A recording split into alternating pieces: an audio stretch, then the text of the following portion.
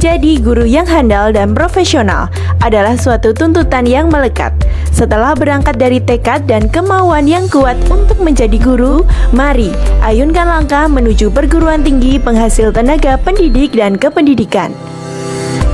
Fakultas Keguruan dan Ilmu Pendidikan atau FKIP Universitas.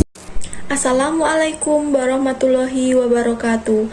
Perkenalkan teman-teman, kami dari kelompok 9 yang beranggotakan saya sendiri, Alhamdulillah Salihah, NIM K8420003, dan rekan saya, Clara Dia Arabella, NIM K8420008.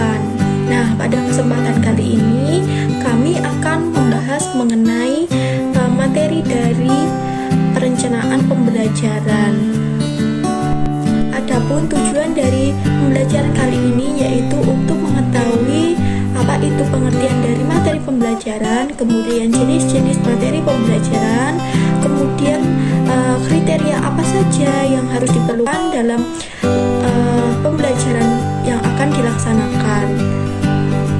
Yang pertama yaitu pengertian materi pembelajaran.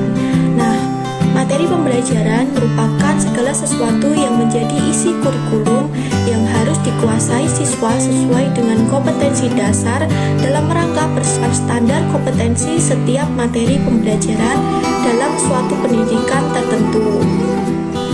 Kemudian jenis-jenis materi pembelajaran. Yang pertama adalah fakta. Fakta sendiri merupakan sifat dari suatu gejala, peristiwa, benda yang wujudnya dapat ditangkap oleh panca indera.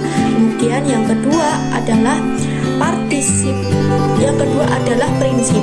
Prinsip merupakan penjelasan atau ramalan atas suatu kejadian di dunia ini. Kemudian yang ketiga adalah konsep. Konsep di sini merupakan kategori yang menunjukkan kesamaan atau kemirip gagasan, kejadian, objek atau kebendaan. Dan yang terakhir adalah prosedur. Prosedur sendiri merupakan materi tentang pelaksanaan suatu pekerjaan atau tugas yang berurutan.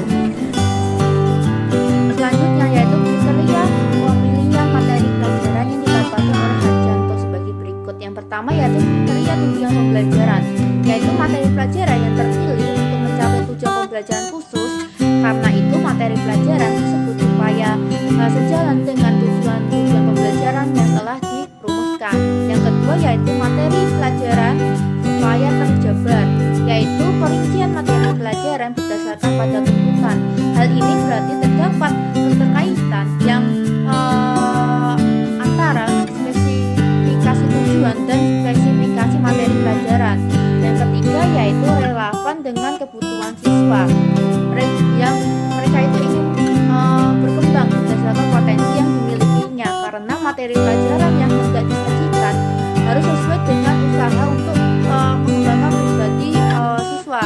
Yang keempat, kesesuaian dengan kondisi masyarakat, yaitu untuk dipersiapkan untuk menjadi warga masyarakat yang berguna serta memberikan pengalaman edukatif yang bermakna bagi perkembangan mereka yang sudah memberikan diri. Yang kelima yaitu materi pelajaran mengandung segi etik, yaitu materi yang dipilih hendaknya mempertimbangkan perkembangan moral siswa sesuai dengan sistem nilai dan norma-norma yang berlaku di masyarakatnya. Yang keenam yaitu materi pelajaran tersusun dalam ruang lingkup dan urutan yang sistematis dan logis, yaitu materi disusun secara berurutan dengan mempertimbangkan faktor perkembangan psikologi siswa. Dengan cara ini diharapkan isi materi tersebut akan lebih mudah diserap oleh siswa dan dapat segera dilihat keberhasilannya. Yang ketujuh yaitu materi pelajaran bersumber dari buku, sumber yang baku. Nah, pribadi guru yang ahli dan masyarakat faktor ini itu diperlukan untuk diperhatikan dalam memilih materi pelajaran, karena guru dapat menyampaikan materi sesuai dengan pribadinya, sebab guru merupakan sumber utama dan masyarakat merupakan sumber yang luas dan dapat dikata sebagai materi belajar yang besar. Kemudian kriteria yang terakhir yaitu materi pelajaran bersumber dari buku sumber yang baku, pribadi guru yang ahli, dan masyarakat. Nah, faktor ini perlu diperhatikan dalam memilih materi pelajaran. Nah, yang selanjutnya Menurut Sujana, hal-hal yang harus diperhatikan dalam penetapan materi pembelajaran yang pertama yaitu materi pembelajaran harus sesuai dengan menunjang tercapainya tujuan. Yang kedua, materi pembelajaran yang ditulis dalam perencanaan pengajaran terbatas. Kemudian yang ketiga, menetapkan bahan pengajaran harus sesuai dengan urutan tujuan. Dan yang terakhir, urutan bahan pengajaran hendaknya perhatikan kesinambungan atau kontinuitas. Selanjutnya yaitu Ibrahim dan Syahodi. Hal yang perlu diperhatikan dalam menetapkan materi pelajaran yang pertama yaitu tujuan pengajaran. Untuk mengacu pada tujuan-tujuan pembelajaran yang ingin dicapai, untuk itu materi pelajaran yang diberikan dalam setiap mata pelajaran hendaknya mendukung pencapaian tujuan pembelajaran.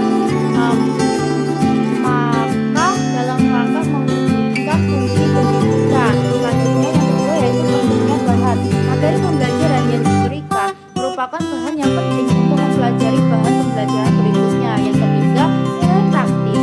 Materi pembelajaran hendaknya bermakna bagi siswa, artinya itu mengandung nilai yang bermanfaat bagi kehidupan sehari-hari siswa. Yang keempat yaitu tingkat perkembangan peserta didik, yaitu materi pembelajaran hendaknya itu memperhitungkan tingkat perkembangan berdidik siswa.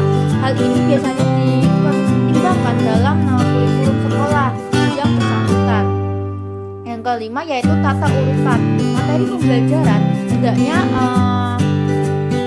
ditata dalam urutan yang memudahkan dipelajarinya keseluruhan materi pembelajaran oleh peserta didik atau siswa. Kemudian hal yang harus diperhatikan lainnya yaitu guru harus mampu mengidentifikasi dan mempertimbangkan. Yang pertama adalah potensi peserta didik. Potensi peserta didik yang perlu dikenali meliputi potensi intelektual, emosional, spiritual, sosial, dan potensi vokasional. Kemudian adalah relevansi dengan karakteristik daerah, yaitu memperhatikan keadaan lingkungan kedaerahan. Yang selanjutnya, guru harus mampu mengidentifikasi dan mempertimbangkan tingkat perkembangan peserta didik. Tingkat perkembangan peserta didik dilihat dari aspek fisik, intelektual, emosional, sosial, dan spiritual peserta didik. Kemudian, kebermanfaatan bagi peserta didik. Apa sih manfaatnya yang dapat dilakukan peserta didik dalam waktu yang relatif singkat? Selanjutnya, guru harus mampu mengidentifikasi dan mempertimbangkan. Yang pertama yaitu sumber keilmuan. Nah, pengembangan materi pembelajaran didasarkan pada sumber keilmuan, misalnya pengembangan konsep urbanisasi. Jangan dimaknai secara geografis saja, tapi urbanisasi juga dapat dimaknai sebagai suatu perubahan pola pikir, bersikap, dan bertindak. Yang kedua yaitu aktualisasi, kedalaman, dan keluasan materi pembelajaran, yaitu mempertimbangkan potensi peserta didik, tingkat perkembangan peserta didik, kebermanfaatan bagi peserta didik, dan alokasi waktu, dan juga perkembangan peradaban dunia. Yang ketiga yaitu relevansi dengan kebutuhan peserta didik dan tuntutan lingkungan. Yang keempat yaitu alokasi waktu terkait dengan alokasi yang telah ditetapkan sebelumnya. Selanjutnya yaitu adalah refleksi. Nah, dari video yang telah kami paparkan tersebut, ada pun refleksinya. Yang pertama, pelajaran dan pengalaman apa saja yang bermanfaat, baru dan menarik setelah melihat video yang kami paparkan. Kemudian yang kedua, hal-hal apa saja yang missing, belum kalian pahami dan ingin diperjelas dan dikembangkan setelah kalian melihat video pembelajaran kami. Dan yang terakhir adalah bagaimana rencana kalian untuk melengkapi pengalaman yang telah Anda dapatkan.